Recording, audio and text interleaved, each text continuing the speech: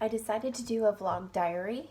I don't know if it's anything that I want to share or if I'm gonna share it maybe through YouTube for others to see, maybe as a reference point or things that I learn along the way.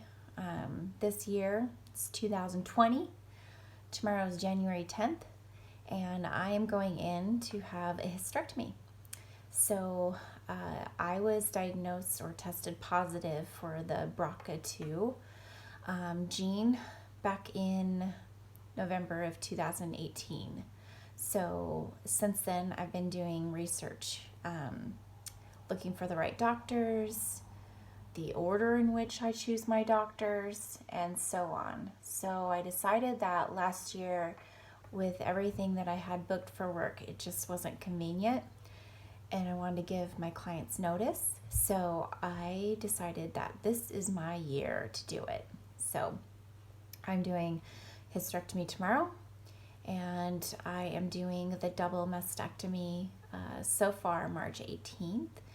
And then from there, I do reconstructive surgery. So I'm 47, and my chances go up quite a bit once I reach 50. And I'm really healthy, and I want to make sure I'm proactive about everything I'm doing before, you never know. I mean, I could turn 49 and all of a sudden I get really sick or something, and I'm not healthy enough to heal properly from these surgeries. And I just don't know what that looks like for healing. I've never had surgery definitely like this before. I had all C-sections, but I was a lot younger. So I just want to be proactive. With that being said, the only thing I really want to talk about at this point is I'm having a good day, which is great because tomorrow's the big day. And hysterectomies are pretty common, so I'm not really worried about that. I've had a hard time just the last few weeks. I was crying all the time, I was grumpy, and I just didn't know why. And then I have psoriasis, and so if I'm internalizing stress, because I won't be aware of it, my psoriasis gets really bad. And so it started getting really bad, and I was like, okay, obviously I'm internalizing something.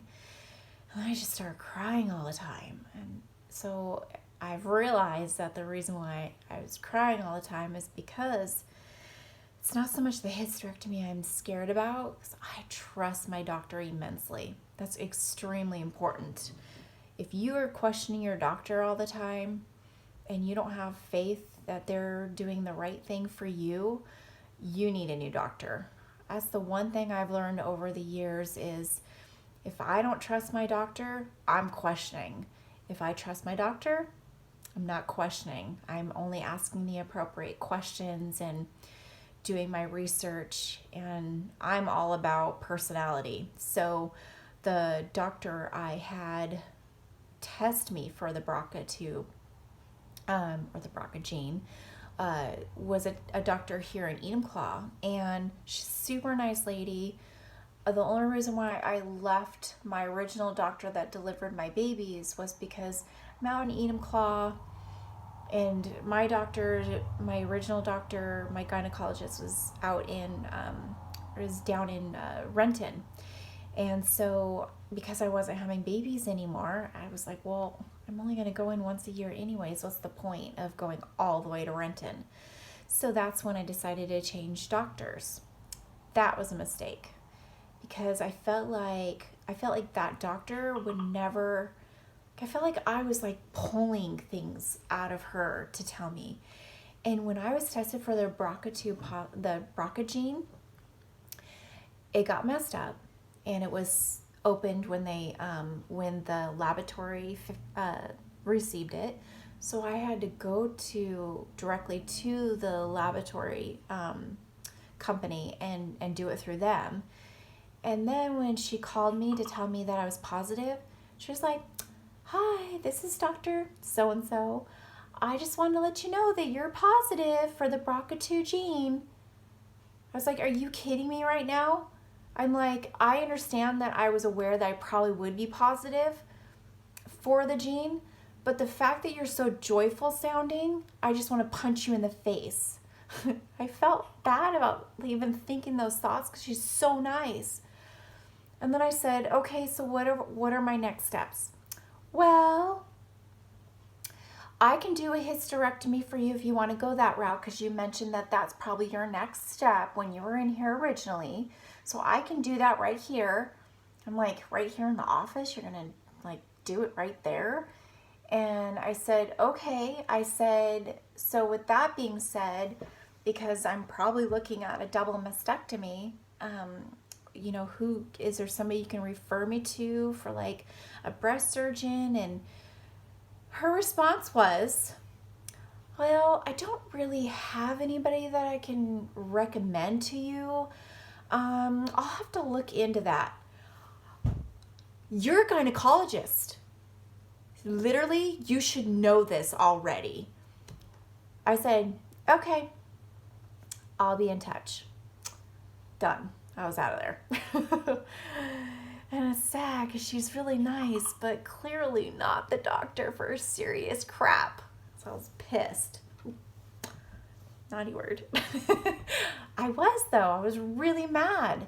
I'm like, you just gave me this information that's going to change my life, and I understand that there's so many people that actually are testing positive for this, but it's still a serious thing, and it's still my body. So anyhow, I went back to my doctor. So funny. I almost want to cry because I just love her so much. So I go into the office and Dr. Channel says, I haven't seen you in a while. I'm like, I know. I'm so sorry I cheated on you. And she goes, okay, so give me the family history update. You know, what's new, any more cancers going on, because it's genetic big time on my dad's side. Big time. And so I said, okay, well, this, and this. And so I had to do the whole rundown again. She goes, okay, so this is what we need to do. And I said, well, it's kind of the time of the month, so I definitely can't do that right now because my periods are really heavy. And she goes, okay, I'm going to stop you right there. You're in the doctor's office. We're doing this because one, your old doctor only tested you for 3 markers. That's ridiculous. You should be tested for the Brca gene a lot more markers than that. So we're doing that. And second of all, you have this in family, you have that in your family, and now because you've been tested positive, we've got all these other things we need to look at. So you're going to get this gown on and we're going to do this. And she just kind of slides her little chair up to me, puts her hands on my knees, and she goes, okay? Like, okay. And I get so emotional. I'm so glad she made me do that because I had to have 1 surgery already because of it. I had a polyp in my uterus, and she wasn't even able to get it all when I had my surgery back in September 6th this last year.